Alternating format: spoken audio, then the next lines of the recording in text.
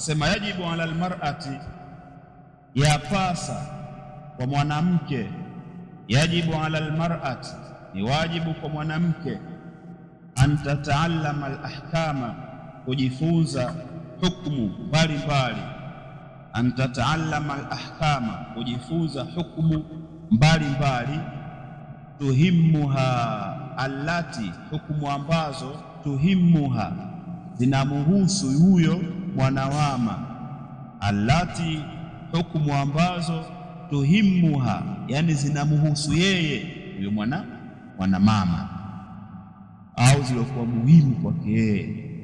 Mithla masaili tauhid, mfano wa masaili ya tauhid, masala ya tauhid katika mambo ya muhimu, wa tahara, na katika masala ya tahara, wa swala, na katika masala ya swala, wa siyam, na katika masala ya funga, wa ahkamil haidhi wan nifas, na hukumu za hedhi na nifasi, katika mambo muhimu kabisa. Wakadhalika, na hivyo hivyo, yani masala ya muhimu atakiwa mwanamke ajifunze. Wakadhalika, na hivyo hivyo, idha aradatil umra, anapokusudia kufanya ibada ya umra.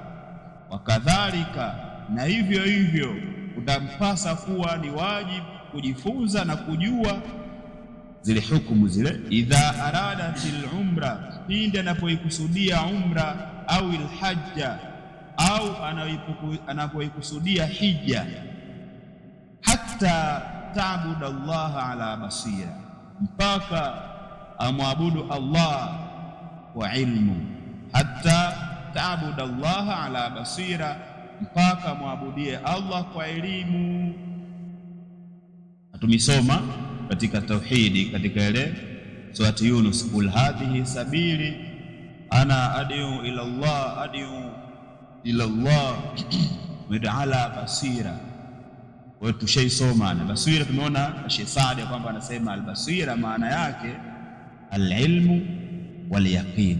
Basira, maana ya basira ni ilmu na uyaqini, min ghairi shakin wala mtira'in wala mirya, basi na shaka, yani yakini ambayo basi na kutia shaka wala kutatizika, yani kusiwe na shaka wala utata wowote, ndio inakusudiwa hapo.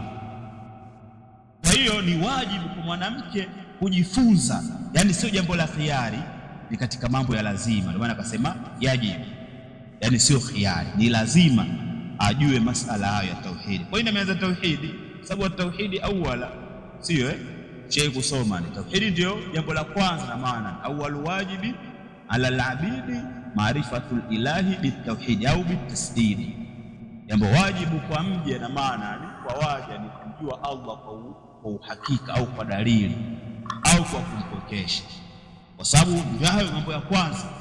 Mambo mengine hayo ya swala ya nini ya tohara sio ya nini yatafuatia baada ya watu kusoma tauhidi au kusoma vitabu vya akida.